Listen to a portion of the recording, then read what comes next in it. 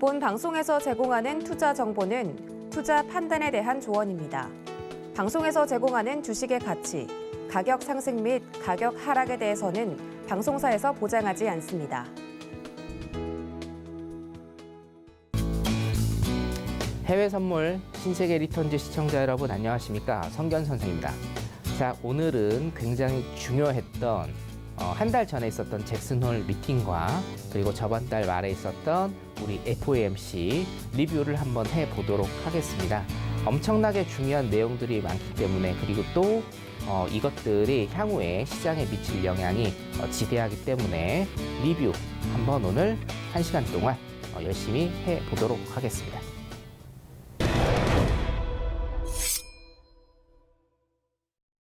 자, 여러분, 잭슨홀 및 FOMC로 보는 시장의 전망입니다. 굉장히 중요한 주제들이 많으니까 여러분들 집중해서 들어주시기 바라겠습니다. 자, 일단은 신문기사 두 개를 좀 읽어보도록 할게요. 자, 파월 의장 필립스 곡선과 결별, 시장 연준 변화 선호. 자, 여기에서 키워드는 필립스 곡선과의 결별입니다. 기사 잠깐 읽어보도록 하겠습니다. 자, 제롬 파월 연방준비제도 페드죠. 연준 의장의 잭슨홀 연설이 고용과 인플레이션의 연관관계를 정의한 필립스 곡선과의 결별을 의미한다라는 해석이 나왔다. 자, 두 번째. 파월, 필립스 곡선 최우선 관심사가 아니다. 자, 미국 상원은행위원회 증언에서 최근 인플레이션 상승은 공급 병목 현상이 악화된 영향이 크다며 이같이 언급했다. 자, 그리고 여기 맨 마지막 줄 보시면 자, 기자가 물어봤습니다. 고용과 인플레이션의 상중 관계의 필립스 곡선에 대한 질문에는 고용과 인플레이션의 관계는 여전히 완만하다며 그것은 현재 최우선 관심사가 아니다 라고 선을 그었다 라고 얘기를 하고 있습니다. 자, 여러분, 필립스 곡선이 과연 뭐길래 이렇게 기자도 파월에게 질문을 하고 기사도 이렇게 나온 것일까요? 자, 여러분, 잭슨홀 미팅이 8월 달에 있었습니다. 잭슨홀 미팅에서 추후에 제가 다시 한번 설명드릴 테지만 파월 의장은 앞으로 미국 연준이 나아가야 될 방향에 대해서 명확하게 제시를 하고 있습니다. 자, 그런데 파월 의장이 필립스 곡선과의 결별을 했다. 그리고 필립스 곡선이 최우선 관심사가 아니다. 라는 내용이 뉴스에 나올 만큼, 기사에 나올 만큼 왜 그렇게 중요한 걸까요? 그리고 제가 한 말씀 더 드리면, 자, 이 기사는요, 여러분, 최근 기사가 아닙니다. 이 기사는요, 2020년 기사고요. 이 밑에 기사는 2021년의 기사입니다, 여러분. 자, 신세계 리턴즈 시청자 여러분, 제 방송을 굉장히 꾸준히 들어보신 시청자 여러분들께서는 제가 항상 이 필립스 곡선에 대해서 말씀을 굉장히 많이 드린 거를 알 수가 있을 겁니다. 자, 결론적으로 맨 처음에 말씀을 드리면, 자, 결론을 지금부터 말씀드리겠습니다. 2022년 잭슨홀 미팅은요, 필립스 곡선의 회귀입니다. 누가요? 파월이요. 누가요? 미국 연준이요. 자, 파월과 미국 연준은 이 기사에서 보시다시피 필립스 곡선, 아, 그거 우리랑 상관없어. 필립스 곡선? 아, 그거는 우리의 관심사가 아니야. 라고 언제 2020년에도 그렇게 얘기를 해왔고 2021년에도 그렇게 얘기를 해왔습니다. 그런데 지금은 어떻게 된다? 올해 잭슨홀 미팅, 8월 말 잭슨홀 미팅에서 파월은 어떻게 했나요? 필립스 곡선으로 회귀한다라는 선언을 한 겁니다. 자, 그래서 여러분들 향후 미국 연준의 경제 그리고 경제 전망, 시장의 전망을 보실 때는 모든 정책, 앞으로 페드의 모든 정책은요, 필립스 곡선에 답이 있다라고 여러분들이 생각을 하시면 됩니다. 자, 제가 신세계 리턴즈에서 굉장히 많이 보여드렸던 그래프입니다. 이게 바로 필립스 곡선입니다. 자, 여기 물가가 있습니다. 인플레이션이 있고요. 실업률이 있습니다. 자, 물가와 실업률과의 관계를 정의한 것이 바로 필립스 교수가 만든 필립스 곡선입니다. 자, 물가와 실업률의 관계는 반비례 관계입니다, 여러분. 자, 물가가 여기 있죠? 물가를 낮추기 위해서는 실업률이 어떻게 됩니까? 실업률이 높아집니다. 0을 기준으로 물가가 낮아지기 위해서는 실업률이 높아지는 겁니다, 여러분. 자, 이것을 어떻게 여러분들이 첫 번째 생각하시면 되느냐? 자, 물가가 높다라는 것은 경기가 어떻게 돼요? 활성화된다라는 뜻입니다. 정상적인 국가의 경제는요, 시간이 흐르면 흐를수록 어떻게 된다? 인구와 산업이 발전되기 때문에 통화량이 늘어나고 화폐의 가치가 줄어들게 되면서, 화폐 가치가 낮아지게 되면서 물가는 컨트롤할 수 있는, 통제할 수 있는 퍼센테이지 안에서 물가는 오르게 돼 있습니다. 이게 바로 뭐예요? 정상적인 나라의 경제입니다. 예를 들면 멀리 갈 것도 없습니다.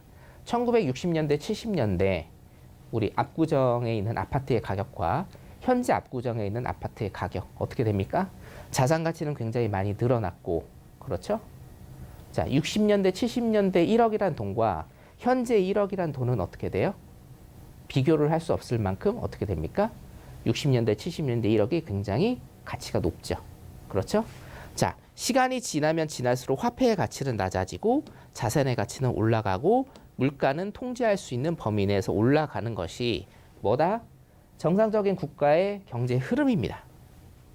자, 그렇기 때문에 정상적인 국가에서 물가가 높다라는 것은, 물가가 지속적으로 오른다라는 것은 경기가 활성화된다, 경기가 좋다라는 뜻입니다. 자, 그런데 항상 우리가 과유불급이란 얘기가 있죠. 물가가 비정상적으로 혹은 중앙정부나 아니면 중앙은행에서 통제할 수 없을 정도로 물가가 굉장히 많이 오르는 현상을 우리는 인플레이션 현상이라고 부릅니다. 자, 물가가 컨트롤할 수 없는 그런 지경까지 일단은 간다라고 했을 때 물가를 떨어뜨려야 되죠. 그렇죠? 자, 경기 사이클은요, 여러분, 제가 여기에 한번 좀 판서를 할게요. 경기 사이클은요, 여러분, 좋을 때도 있고 나쁠 때도 있고, 좋을 때도 있고 나쁠 때도 있고, 좋을 때도 있고 나쁠 때도 있습니다. 0을 기준으로. 자, 그렇기 때문에 경기가 과열된다라고 하면 경기를 식혀줘야 되고요. 경기가 너무 하락 국면이다라고 하면 경기를 활성화시켜줘야 됩니다. 가장 대표적인 게 지금 금리죠. 중앙은행이 금리 정책을 써서 이제 통화 정책의 한 부분입니다. 중앙은행이 금리 정책을 써서 경기가 너무 과열된다라고 하면 금리를 높여서, 지금하고 똑같습니다. 금리를 높여서 경기를 쿨다운 시켜주고, 경기가 너무 하락 국면이다라고 하면 어떻게 됩니까? 금리를 낮춰서 경기를 더 살립니다. 자, 금리가 높다라는 것은 여러분, 제가 이 방송에서도 몇 번 말씀을 드렸는데, 자, 금리가 높다라는 것, 금리가 낮다라는 것, 이건 상식적으로 그냥 여러분들이 생각하시면 돼요. 금리가 높다라는 것은 갚아야 될, 한 달이나 연 갚아야 될 이자가 높다라는 거죠. 그렇기 때문에 금리를 높이면 기업이나 가게에서 돈을 갖다 쓰지 않겠죠. 그래서 경기가 쿨다운 되고요. 자, 경기가 하방 국면이다라고 하면 금리를 낮추겠죠. 금리를 낮추면 너도 나도 은행에서 돈을 갖다 쓸 겁니다.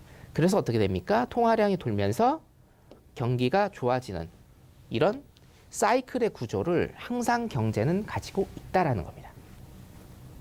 자, 그렇기 때문에 인플레이션이 높다라고 하는 건 어떤 경기가 굉장히 과열된 상황이다. 과열된 상황이기 때문에 어떻게 됩니까? 금리 정책을 써서 경기를 다운시켜야 되겠죠. 시켜야 됩니다. 자, 이 시키면서 후행적으로 굉장히 큰 충격을 받는 게 바로 여러분 노동시장입니다. 노동시장. 자, 인플레이션이 굉장히 심화됩니다. 자, 지금하고 똑같이 보시면 돼요, 여러분. 그렇죠? 인플레이션이 굉장히 심화된 상태예요. 그래서 금리를 올립니다. 금리를 올리면 어떻게 됩니까? 기업들이 뭐 가게도 마찬가지인데 기업들은 어떻게 해요? 은행에서 수백억, 수천억 혹은 수조씩 대출을 받아요. 그리고 이 대출에 대한 이자를 내야 됩니다. 자, 이 이자가 어떻게 되겠어요? 높아지겠죠? 금리를 올리면. 그렇죠? 자, 시장이 과열됐다. 시장이 과열되는 것을 쿨다운 시키기 위해서 금리를 높인다. 금리를 높이면 기업의 대출 이자의 부담이 굉장히 커진다. 가게도 마찬가지입니다. 가게도. 당연히. 근데 지금은 기업만 보도록 하겠습니다. 자, 그러면 여러분들이 기업의 오너 입장이시라고 하면, CEO라고 하면 어떤 결정을 내리시겠냐? 기존에 들어갔던 어떤 투자금 회수하겠죠. 투자금 회수. 투자금 회수할 겁니다. 투자금을 회수해서 어떻게 합니까? 이거를 은행에 갚겠죠. 은행에 변제할 겁니다. 왜요? 이 돈 가지고 있어봤자 다달이 은행에 이자를 내야 됩니다. 어떤 이자요? 고금리의 이자를 내야 돼요. 그렇기 때문에 은행에 그냥 변제해버립니다. 시중의 통화량이 줄어들게 됩니다. 자, 두 번째. 여러분들이 기업인이라고 생각해 보세요. 금리가 이렇게 높아지면 신규 투자 합니까? 안 합니까? 신규 투자 안 합니다. 신규 투자 예정돼 있던 것 취소시키고요. 아예 신규 투자라는 이런 개념이 머릿속에서 사라지게 됩니다. 자, 이렇게 된다라고 하면 여러분들 어떻게 됩니까? 여러분들은 이제 기업인이 아니라 노동자입니다. 기업의 생산 활동이 위축이 됩니다, 여러분. 그렇죠? 라인 10개 있었던 거 5개를 줄이고요. 분점 있던 거 분점 줄여버리고요. 본점에 집중을 하겠죠. 자, 그러면 노동자들은 과연 어떻게 될까요? 첫 번째는 월급이 줄어들겠죠. 자, 이 상황이 지속된다라고 하면 월급이 줄어드는 것뿐만이 아니라 뭐가 생겨납니까? 정리해고가 나타납니다. 정리해고가 뭡니까? 곧 실업이죠. 여기까지 연결시키시면 됩니다. 자, 그래서 정리를 하자라고 하면 인플레이션이 심화된 상태, 경기가 과열된 상태에서 경기를 다운시키기 위해서 대표적인 통화정책인 금리 인상, 금리 정책을 쓰면 어떻게 된다? 기업과 가계에 연쇄적인 타격을 주면서 이런 프로세스를 거쳐서 맨 나중에는 뭐가 일어난다? 실업이 일어난다. 이게 바로 필립스 곡선입니다, 여러분. 물가와 인플레이션과 실업률의 관계는 어떻게 돼요? 반비례다. 인플레이션을 잡기 위해서 마지막에 어디가 타격이 된다? 실업이 생긴다. 실업이 발생을 한다. 인플레이션을 낮추기 위해서는 실업률이 올라간다라는 겁니다. 자, 그래서 필립스 곡선은 인플레이션과 물가와 실업률과의 반비례 관계를 설명하는 가장 대표적인 경제학 이론이 됩니다, 여러분. 이게 바로 필립스 곡선입니다. 자, 그럼 필립스 곡선과 페드의 정책은 무슨 상관이 있느냐? 자, 2020년의 기사, 2021년의 기사입니다. 필립스 곡선과의 결별. 필립스 곡선 최우선 관심사가 아니다. 자, 이 잭슨홀 미팅 리뷰 같은 경우에는요, 여러분, 제가 8월 말부터 현재까지 약 2회에 걸쳐서 앙콜 방송을 할 정도로 우리 노란톡방에 계신 분들이 굉장히 좋아하셨던 강의를 제가 지금 3번째 앙콜 방송을 하고 있습니다. 신세계 리턴즈 시청자분들을 위해서요. 자, 파월의 입장, 페드의 입장은 지금까지 어쨌나요? 잘 들으셔야 돼요. 이것만 들으시면 올해 하반기, 내년까지 미국 경제 흐름을 여러분들 머릿속에 집어넣으실 수 있습니다. 파월, 페드는 계속적으로 어떻게 얘기했습니까? 물가를 잡는데 총력을 기울이겠다. 물가를 2%까지 떨어뜨리는데 뭐든지 다 하겠다라고 하면서 플러스 뭡니까? 경기 침체 걱정 안 해도 된다. 경기 침체 없다라고 얘기하면서 경기 침체를 주지 않고 물가를 잡겠다라고 2년 동안 얘기를 해왔습니다. 그렇죠? 심지어는 신세계 리턴즈 작년부터 보신 분들 아실 겁니다. 심지어는 작년 8월, 2021년 8월 잭슨홀, 지금은 올해 2022년 8월 잭슨홀 리뷰를 제가 해드리고 있는 거고요. 2021년 8월 잭슨홀에서 파월은요, 금리 인상 절대로 안 한다, 협상 테이블에 없다라고 얘기를 했어요. 그런데 어떻습니까? 5개월 만에 금리 인상 전격적으로 단행을 했죠. 자, 잘 생각하셔야 돼요, 여러분. 파월은 물가를 잡는데 경기 침체 없게 하겠다라는 겁니다. 없게 하겠다로 얘기했어요. 이 경기 침체가 뭐냐면요, 여러분, 이퀄 실업입니다. 실업. 제가 아까 프로세스 적어드렸죠? 인플레이션이 과열되면 쭉쭉 돌아서 마지막에 어디로 간다? 실업률의 상승으로 간다. 근데 파월은 두 마리 토끼를 다 잡으려고 하고 있어요. 어떻게? 물가 잡겠다. 자, 물가 잡으려면 어떻게 해야 됩니까, 여러분? 실업률이 높아져야 되죠. 자, 물가 잡으려면 실업률이 높아져야 되는데 물가 잡겠다. 근데 중요한 게 뭐예요? 경기 침체 없게 하겠다. 실업률 신경 안 써도 된다. 뭡니까? 실업률도 오르지 않게 하고 물가도 잡겠다라는 두 마리 토끼 전략을 지금까지 써왔다. 언제? 잭슨홀 미팅 전까지. 이해되시죠? 자, 그런데 뭐예요? 제가 타이틀을 뭐라고 적었습니까? 필립스 곡선의 회귀라고 적었습니다. 자, 여러분 요약해 드릴게요. 정말 잘 들으셔야 돼요. 파월은 인플레이션을 낮추겠다. 대신 실업률의 상승을, 실업률이 올라가는 것을 주지 않겠다. 실업률이 올라가지 않더라도 인플레이션을 잡을 수 있다라고 언제까지 얘기했습니까? 2022년 8월 잭슨홀 바로 전날까지 얘기했어요. 필립스 곡선, 실업률과 인플레이션의 역외관계를 나타내는 필립스 곡선을 아예 무시했죠. 자, 그랬던 파월이 잭슨홀에서 180도 바뀝니다. 자, 제가 파월을 나이스 가이라고 일단은 좀 지칭을 했습니다. 그 전에는 거짓말쟁이라고 제가 얘기를 했는데, 자, 사이다 발언이 있어요. 그리고 뭡니까? 시장은 이제 정상적인 흐름으로 갈 것이라고 저는 보고 있고 보았었고, 자, 시장의 정상적인 흐름이 과연 그럼 뭡니까? 라고 물어보신다라고 하면 뭡니까? 경기 침체를 동반하는 게 시장의 정상적인 흐름이다. 왜? 인플레이션을 잡기 위해서는 실업률이 높아져야 되기 때문이에요. 이게 뭡니까? 이게 정상적인 시장의 흐름이다. 그렇기 때문에 제가 항상 말씀드리는 시장의 정상적인 흐름은 뭐예요? 경기 침체를 동반해야 된다. 어쩔 수 없이 필연적으로. 자, 잭슨홀에서 파월 의장이 강조한 부분을 제가 요약을 해드릴게요. 첫 번째, 경기 침체를 동반하는 인플레이션을 인정을 했습니다. 사실상. 자, 두 번째, 금리 인하는 없다라는 확신한 시그널을 줬어요. 자, 우리 6월에서 8월 상기해 보죠. 6월에서 8월까지 시장이요, 약 한 47% 정도 반등을 했습니다. 나스닥 시장 시중으로 47% 정도 반등을 했죠. 자, 이 반등을 한 이유는 뭡니까?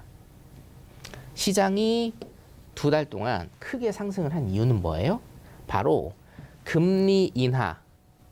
자, 내년에 2023년에 금리 인하를 할 수 있다. 혹은 2022년 후반, 올해 후반에 금리 인상에 대한 속도 조절을 할 수 있다라는 그런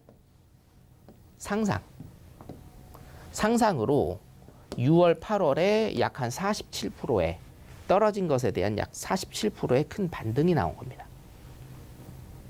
이 시그널을 누가 줬나요? 페드가 줬어요. 확실하게, 한 번도 확실하게 얘기를 하지 않았습니다.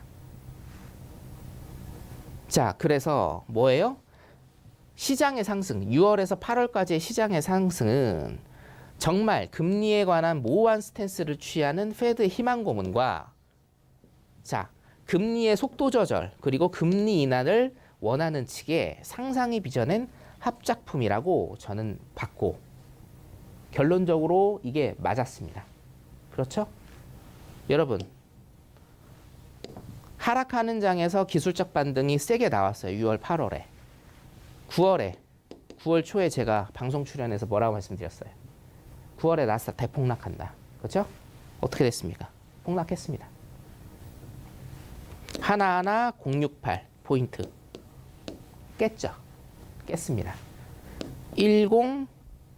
890 포인트까지 갔습니다. 1890 포인트까지 갔죠? 제가 9월 초에 사실은 9월 초는 아닙니다. 6월 달인데요. 제가 1400에서 1500 포인트 9월에 간다라고 말씀드렸습니다. 자, 거의 갔습니다.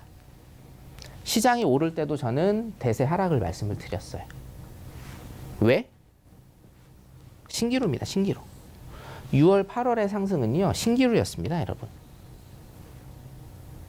제가 항상 이전과 현재는 다르다라고 말씀을 좀 많이 드리는데 이거 한 가지 조금 짚고 넘어갈게요. 이전과 현재는 다르다. 금리 인상을 한다라고 해서 주가가 떨어지는 건 없습니다. 물론 이론상으로는 금리 인상을 하면 기업의 유동성이 줄고 기업의 생산성이 줄기 때문에 주가, 지수가 떨어진다라는 게 이론상으로는 확립이 돼 있어요. 하지만 실제상으로는 금리 인상 시기에 주가 방어가 일어나기 때문에 주가가 오르는 경우도 많습니다. 이런 경우도 굉장히 많아요. 하지만 지금은 다르다라는 거예요, 여러분. 지금은 뭐예요? 긴축의 시대예요. 금리 인상을 해서 주가가 상승을 했던 것, 지수가 상승을 했던 것은 긴축의 시대가 아니었어요. 뭡니까? 확대 정책의 확대 재정 정책, 확대 통화 정책의 시대였습니다. 무슨 얘기예요? 시장에 돈이 많이 풀렸었어요. 그래서 금리 인상을 한다 하더라도 살짝 쿨다운이 된 다음에 다시 올랐습니다. 이게 뭐예요? 13년 동안 헬리콥터 머니로 미국이 돈을 뿌렸기 때문에 금리 인상을 해도 지수가 올랐던 이유입니다. 달라요, 여러분. 지금은 뭡니까? 한 번도 겪어보지 못한 긴축의 시대라는 얘기예요. 긴축의 시대. 그렇기 때문에 기본적 분석으로 금리가 오르면 지수가 박살나는, 내려가는 이게 맞는 겁니다. 그래서 제가 1년여 동안 계속해서 대세 하락성을 말씀을 드렸고요. 자, 잭슨홀 리뷰가 정말 중요합니다, 여러분. 앞으로 인플레이션 이슈는요, 2022년에 끝나는 게 아니에요. 뒤에서 제가 또 말씀드리겠지만 2, 3년 갑니다. 지금부터. 그래서 잭슨홀 리뷰가 굉장히 중요합니다. 그래서 여러분들이 계속 앵콜을 외치시는 겁니다. 시장의 흐름을 파악하기 위해서.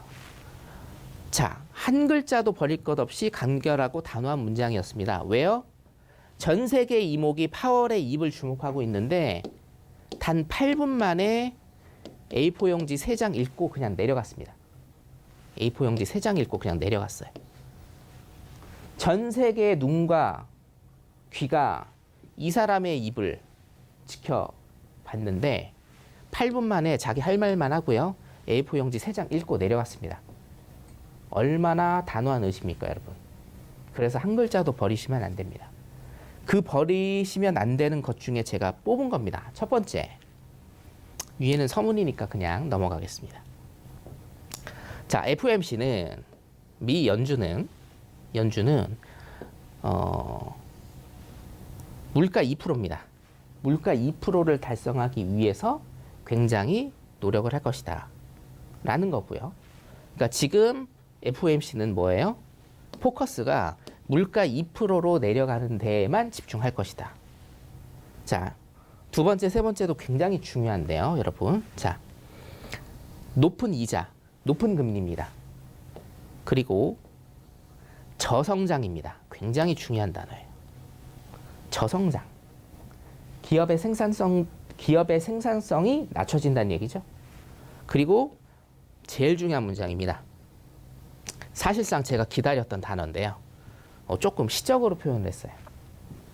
부드러운 노동 시장의 환경. 사실은 제가 전문가로 활동하면서 이런 문구는 처음 들어봅니다. 부드러운 노동 시장의 환경은 뭡니까? Bring down inflation. 인플레이션을 낮출 것이다. 자, 고금리 이해되시죠? 고금리. slower growth. 저성장입니다. 저성장. 그리고 가장 중요한 부드러운 노동 시장의 환경. 자, 저성장과 부드러운 노동 시장의 환경을 여러분들 생각해 보세요. 뭡니까? 굉장히 함축적으로 쓴 얘기인데요. 이거는 뭐예요? 경기 침체입니다. 제가 한마디로 말씀드릴게요. 저성장, 기업의 저성장, 그리고 미국 GDP의 저성장, 플러스 뭡니까? 부드러운 노동 시장의 환경. 자, 여러분, 부드러운 노동 시장의 환경은요, 여러분들이 필립스 곡선이라는 것을 저한테 설명 안 들으셨으면 어떻게 돼요? 이거 무슨 뜻인지 모르시는 거예요. 왜 여기에 노동시장이 나오냐? 경기 침체로 인해서 저성장, 생산성이 낮아지는 경기 침체로 인해서 뭡니까? 실업률이 높아진다는 뜻이에요, 이게. 그래서 뭐예요? 파월 의장은 2020년과 2021년 수년 동안 물가는 잡힐 수 있을 것이다. 하지만 경기 침체는 없다라고 주장을 해왔는데 지금에 와서는 뭡니까? 경기 침체 온다.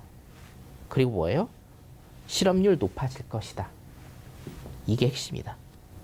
그래서 이번 2022년 잭슨홀 리뷰, 잭슨홀의 가장 크게 여러분들이 보셔야 될 건 뭡니까? 필립스 곡선의 회귀다. 필립스 곡선을 파월이 인정하기 시작했다는 거죠. 파월이 필립스 곡선을 인정하는 순간 마지막 끝판왕은 뭐가 된다? 실업률의 상승이 된다는 겁니다. 앞으로 실업률 2022년에 제가 방송상에서 실업률 굉장히 좀 많이 강조를 드렸고 노동시장, 실업률, 비농지표 그리고 시간당 임금 같은 개념 굉장히 많이 제가 강조를 드렸는데요. 이거는요. 인플레이션이 꺾일 때까지 혹은 인플레이션이 2%로 잡힐 때까지 실업률은요. 여러분들께서 머릿속에 항상 넣어두셔야 되는 개념입니다. 노동시장 모르고서는 지금 미국의 인플레이션 절대로 해석 못하십니다. 그래서 잭슨홀에서 파월이 필립스 곡선의 회귀를 얘기했다. 자, 세 번째, 이것도 중요하죠. 자, 역사적으로 볼 때 느슨한 정책입니다. 미숙한이란 단어를 좀 썼어요. 느슨한 정책은 뭐예요? 항상 주의를 요한다라는 겁니다. 자, 이건 무슨 얘기냐면요. 금리 인하 없다라는 얘기예요. 이거는. 자, 6월, 7월, 8월에 시장이 급격하게 상승을 한 것은 뭐 때문이라고 제가 말씀드렸습니까? 금리 인하와 금리에 대한 속도 조절을 원하는 측의 상상이 빚어낸 신기루다라고 제가 말씀드렸어요. 반등하는데 돈 버신 분 없습니다, 여러분. 절대 없어요. 특히나 국내 주식 하시는 분들. 반등 얼마나 했습니까? 미국이 47% 한동안 우리는 그걸 반절 정도밖에 안 됐어요. 최저점에서 들어가신 분이 반절도 안 됐습니다. 돈 버신 분 없습니다, 여러분. 착각하시면 안 돼요. 잭슨홀 전까지 그리고 현재 지금 이제 10월 초인데 9월 말까지 엄청나게 지수 많이 떨어졌죠. 금리 인하 없다라는 것을 천명한 겁니다. 천명. 자, 그러면서 세 가지 중요한 것들을 파월이 얘기를 했어요. 첫 번째, 페드는 총수요를 잡는 정책을 쓸 것. 자, 이거 세 가지도 굉장히 중요합니다, 여러분.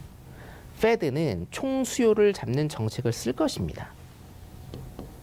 쓸 거라고 얘기를 했어요. 이게 왜 중요하냐면, 자, 미국은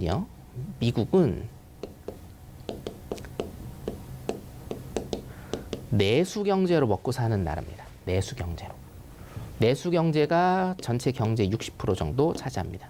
우리나라는 뭐예요? 수출로 먹고 사는 나라죠. 70% 이상. 미국은요, 60% 이상 내수로 먹고 사는 나라입니다. 자, 그 내수가 굉장히 중요한 나라에서 총수요를 잡는 정책을 쓴다라고 얘기를 했어요. 수요를 잡는다. 뭐예요? 사람들의 소비를 잡는다랍니다. 소비. 소비로 먹고 사는 나라에서요, 사람들의 소비를 잡는데요. 그건 뭐예요? 생산성을 떨어뜨리겠다라는 얘기예요. 더 쉽게, 더 다이렉트하게 제가 말씀드릴까요? 경기 침체 동반하겠다는 얘기입니다. 당연하죠. 수요로 먹고 사는 나라에서 수요를 잡는데요. 그럼 뭐예요? 침체 동반하겠다. 두 번째, 기대 인플레이션 관리하겠다. 기대 인플레이션 같은 경우에는 제가 방송에서 수차례 설명을 드렸는데 앞으로도 제가 10월 달에 기대 인플레이션에 관해서 조금 많이 말씀을 드릴 겁니다. 예, 굉장히 중요한 개념입니다. 여러분들 꼭 아셔야 되는 개념. 자, 세 번째입니다. keep at it이라는 단어가 굉장히 좀 중요한데, 이 모든 것들을 이루기 위해서 금리 인상을 지속적으로 할 것이다 라고 파월이 얘기를 했죠. 자, keep at it. 요게 되게 중요한데요. 뭐냐면 폴 볼커라는 사람이 있죠. 폴 볼커에 대해서 제가 간략하게 좀 설명을 드리면, 폴 볼커는 연준 의장이었습니다. 80년대 미국의 연준 의장이었고요. 자, 역사적인 관점을 제가 조금 설명을 드리면 간략하게. 자, 70년대 미국은요, 엄청난 인플레이션에 빠지고 있었습니다. 이유는 베트남 전쟁이 있었고요. 그리고 1, 2차, 이제 80년대 초까지 1, 2차 오일 쇼크가 있었습니다. 1, 2차 오일 쇼크가 있으면서 공급에 의한 인플레이션이 굉장히 심화가 됐고, 베트남 전쟁으로 인해서 어떻게 됐어요? 인플레이션이 엄청나게 많이 늘었죠. 왜? 군수 물자를 대야 되기 때문에 돈을 계속 찍어냈어요. 돈을 계속 찍어내서 정부가 군수 물품을 만들어서 전쟁을 치렀죠. 그렇기 때문에 인플레이션이요, 굉장히 심화되는 이런 70년대와 80년대 초였습니다. 이 미국의 인플레이션을 잡기 위해서 등장한 사람이 바로 폴 볼커. 인플레이션 사냥꾼 폴 볼커입니다. 폴 볼커의 여러 가지 일화가 있는데, 하루 만에 금리를 4% 올려버렸습니다. 지금 한 달 만에 금리를 0.75% 올려도 난리 나잖아요. 하루 만에 금리를 4% 올려버렸어요. 기습적으로. 그리고 폴 볼커가 재직하던 시절에 금리가요, 22%까지 치솟았습니다. 금리가. 인플레이션이 아닙니다. 금리가 22%까지 치솟았습니다, 여러분. 그래서 결론적으로는 어떻게 됐습니까? 인플레이션을 잡았습니다. 인플레이션을요, 잡았어요. 자, 파월에게는 폴 볼커라는 이 이름이 금기어였어요. 자, 폴 볼커가 인플레이션을 잡기 위해서 금리를 엄청나게 많이 인상을 했고, 실업률은, 자, 인플레이션을 잡았습니다. 자, 인플레이션을 잡았어요.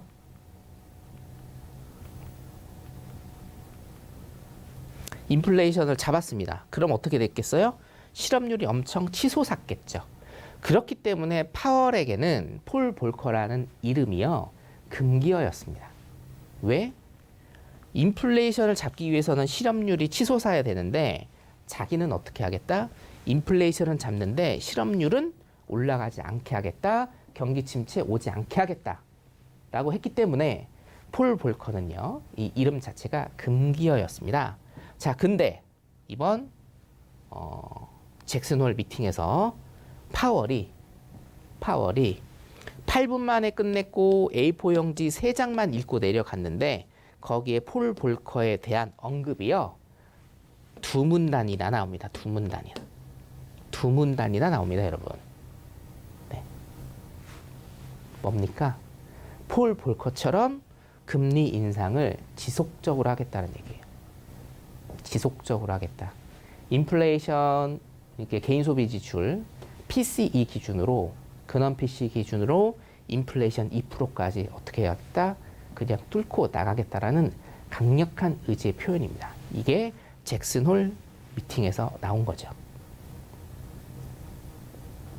잭슨 홀 미팅에서 여러분들이 굉장히 중요하게 아셔야 될 것. 자, 한마디로 말씀을 드리면 앞으로 페드의 모든 정책은 필립스 곡선에 답이 있다라는 겁니다. 뭐예요? 인플레이션을 잡기 위해서 경기 침체, 실업률이 높아지는 것을 이제는 수용하겠다는 얘기예요. 지금 10월입니다.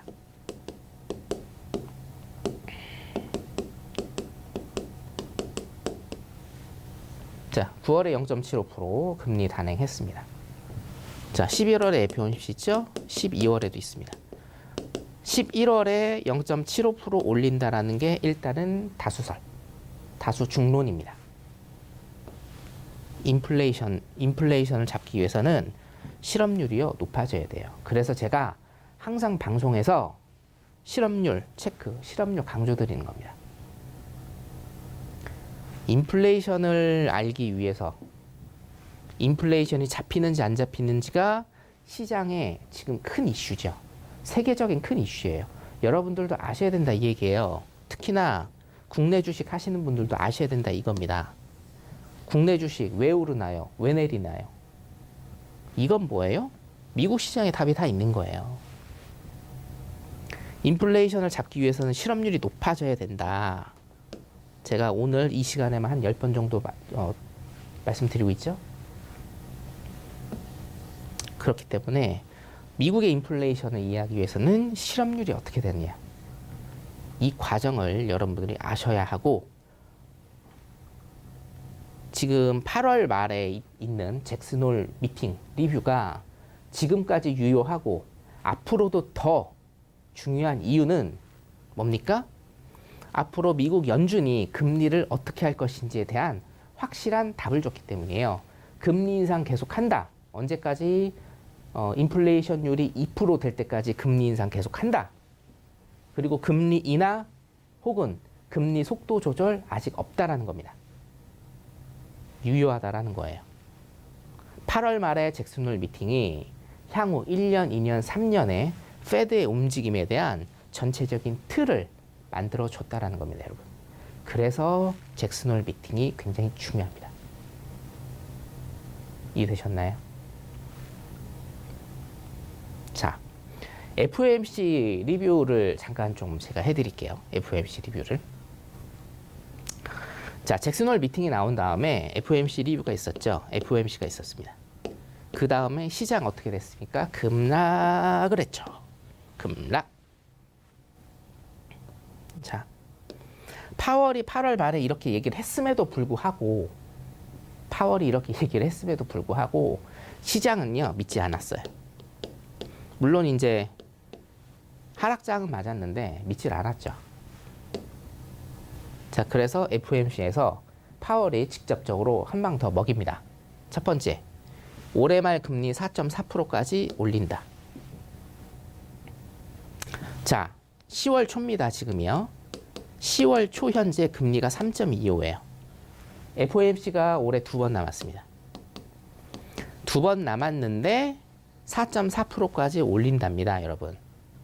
자, 계산 한번 해볼까요? 3.25에 11월에 0.75를 올리면 얼마입니까? 이게 4.0이에요. 그럼 12월에도 올린다는 얘기예요. 내년까지는 4.75까지 아마 올릴 것이다. 세 번째, 뭡니까? 내년까지는 최소한 고금리를 유지하겠다라는 겁니다. 자, 파월은요, 잭슨홀 미팅을 통해서 칼을 뽑았어요. 인플레이션을 잡기 위해서 자기가 칼을 뽑았습니다. 뭐 내가 스타가 될 것이다 라는 이런 마인드인지는 잘 모르겠는데 칼을 뽑았어요. 그러면 칼을 집어넣지는 않을 겁니다. 내년까지 고금리 유지한다. 이 얘기는 뭐예요? 금리는요, 내년에 속도 조절을 할 수는 있어요. 속도 조절을 할 수는 있어요. 뭐 금리 인상을 0.25만 한다라든가 아니면 한 번 정도 그냥 동결하면서 건너뛴다라든가 속도 조절을 할 수는 있는데 금리 인하는요, 생각 안 하시는 게 좋습니다. 자, 지금 10월 초인데요, 여러분. 금리 인하와 지금 한 번 당했잖아요. 예. 자, 잭슨홀 미팅에서 파월이 금리 인하 안 한다, 금리 속도 조절 없다, 일단은 얘기를 하고 FOMC에서도 이렇게 얘기를 했는데 지금 어떻게 됩니까? 시장이 또 급반등을 하고 있습니다. 왜 급반등을 하나요? 금리의 속도 조절과 금리 인하에 대한 이런 썰 때문에 시장이 또 급반등을 하고 있습니다, 여러분. 사실은 조금 안타까운 현상이기는 한데 제가 보기에는. 자, 그래서 요거는 이제 오피셜로 제가 말씀드리는 겁니다. FOMC에 나온 거를요. 자, 네 번째, 실업률 전망치 드디어 나왔습니다, 여러분. 실업률 전망치. 올해 3.8%까지 오를 것이다. 지금 현재 3.5%입니다. 거의 뭐 완전 고용의 수준이고요. 내년에 4.4%까지 오를 것이다 라는 거죠. 4.4%. 이게 굉장히 중요하죠. 왜요? 왜요? 실업률이 오를 거라는 거를 얘기를 했어요. 언제요? 9월 말 FOMC 때. 8월 말 잭슨홀 미팅 때 제가 말씀드렸죠. 파월은 연준은 필립스 곡선의 회귀를 생각했다. 어쩔 수 없이 물가를 잡기 위해서는, 인플레이션을 잡기 위해서는 실업률 상승이라는 필립스 곡선의 공식을 따른다라고 항복을 한 겁니다. 그래서 나온 전망치가 뭐예요? 내년에 4.4%다. 실업률이. 현재 실업률이 몇 프로입니까? 3.5%죠. 1년 있다가는 실업률이 약 어라운드 1% 정도 오를 것이다. 이거를 한 달 있다가 FOMC에서 얘기를 했다라는 거죠. 자, 근데 제가 노란 톡방에 들어오시면 주말 특강에서 이거 왜 4.4%인지 제가 계산해 드렸습니다. 여러분들 혹시 노란 톡방에 안 들어오신 분들 이거 잘 모르실 건데요. 이거 제가 2달 전에 8월 달에 왜 4.4%인지 제가 설명을 드렸습니다. 혹시 궁금하신 분 있으시면 들어오시면 되겠습니다. 네. 자, 그리고 골드만삭스하고 라스무센 추정 실업률 일단 이렇게 됩니다. 골드만삭스 같은 경우에는 5%, 그렇죠? 그리고 라스무센 같은 경우에 실업률 6.7%까지 일단 보고 있다. 제일 중요한 거는 뭐다? 페드가 실업률에 관해서 이제 토로하기 시작했다. 실업률에 관해서 토로하기 시작했다. 어쩔 수 없어요, 여러분. 두 마리 토끼를 다 잡으면 좋죠. 그렇죠?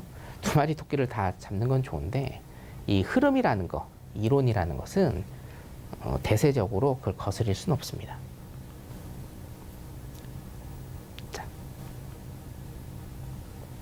자, 그래서 실업률에 관한 FOMC에 좀 지우고 하겠습니다. 실업률에 관한 FOMC의 전망치까지 일단은 제가 말씀을 드렸습니다. 자, 요약을 한번 할게요. 어려운 내용은 없는데 처음 들어보시는 분들이 조금 헷갈려 하실 수 있어서 제가 요약을 해드리겠습니다. 자, 잭슨홀 미팅이 2022년 8월 말에 있었습니다. 8월 말에. 자, 그 전까지는 내가 물가도 잡고, 연준은요, 물가도 잡고 경기 침체도 오지 않게 하겠다라는 두 마리 토끼를 잡는다라는 정책을 썼다.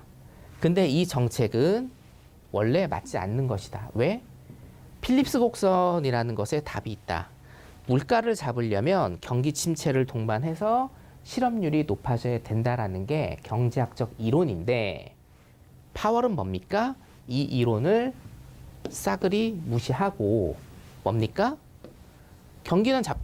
물가는 잡겠다. 하지만 경기 침체는 오지 않게 하겠다라는 굉장히 꿈 같은 얘기를 계속적으로 했다라는 거죠.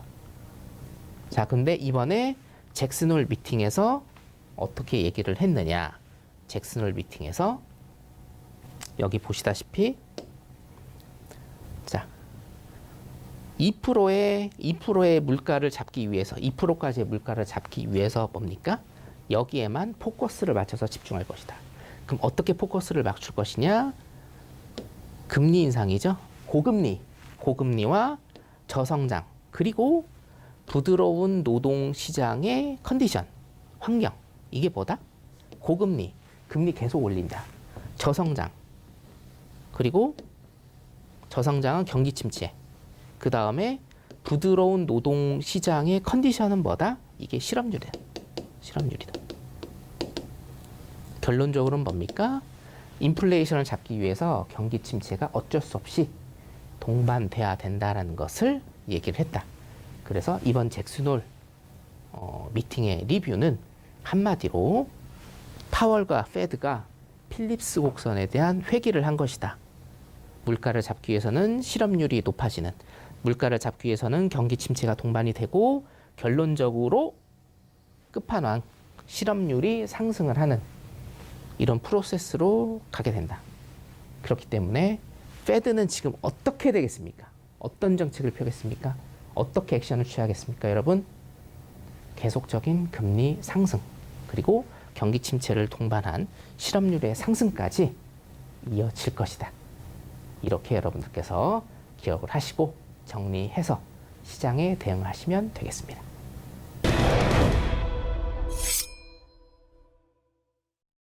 자, 여러분 오늘 제 잭슨홀 리뷰 영상 어떠셨나요? 잭슨홀과 우리 9월 말에 있었던 FOMC 리뷰까지 제가 한꺼번에 다 해드렸습니다. 아직까지 사실은 더 드릴 말씀이 많습니다. 한 2시간, 3시간 정도 제가 계속적으로 할 수 있는데 혹시 원하시는 분들 그리고 정말 궁금하다, 내가 시장에 관해서 한번 공부해보고 싶다라고 느끼시는 분들은 아래 노란 톡방으로 오시면 공부 많이 하실 수 있고 마스터인 제가 질문에 직접 답변을 드리겠습니다. 자, 지금 사진 보시면 파월이 굉장히 화가 난 표정으로 단호하게 일단 입장 정리를 하고 있습니다. 이번 8월에 있었던 잭슨홀 미팅 라이브 사진이고요. 굉장히 단호했습니다, 여러분. 자, 파월은 지금 칼을 빼들었습니다. 그 빼든 칼을 굉장한 결심으로 일단 지금 휘두르고 있죠. 자, 그렇기 때문에 지금도 시장이 큰 반등을 하고는 있는데요. 굉장히 조금 혼란스러운 시장입니다. 그렇기 때문에 여러분들 제 가이드 받으셔서 시장에 대처하는 그런 현명한 선택 하시기 바라겠습니다. 자, 금요일 밤입니다, 여러분. 시청해주신 여러분 너무 감사드리고요. 다음 주 월요일 날 한 주간의 이슈 가지고 다시 한번 찾아뵙도록 하겠습니다. 감사합니다.